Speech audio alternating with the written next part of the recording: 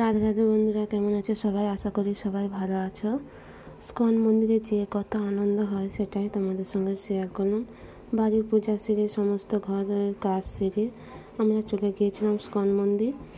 এই দেখো, আমি তুলসী পাতা ফুল সব কিছু দিয়ে বাড়ির পুজোটা সেরে নিলাম। বাড়ির সমস্ত কাজ সেরে বিকালবেলা রান্নাবান্না সেরে আমরা চলে গিয়েছিলাম স্কন মন্দিরে।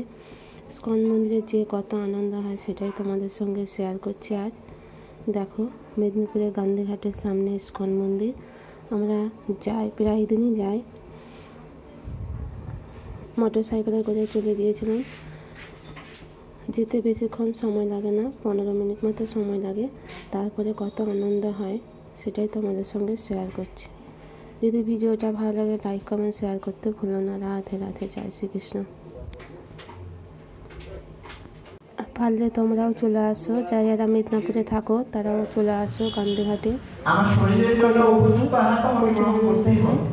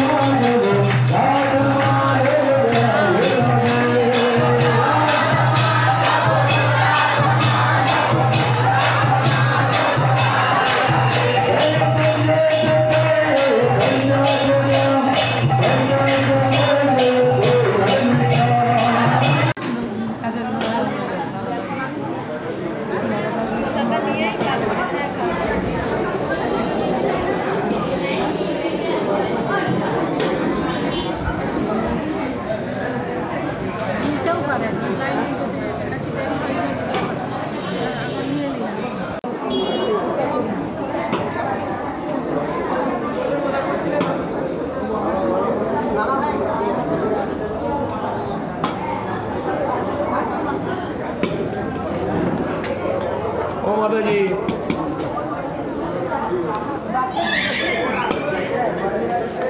আপনাকে রবিবার মা বসে আছে মাইকটা আমি তো আপনাকে ডেট বলে দিলাম। আচ্ছা ঠিক আছে শেয়ার করুন।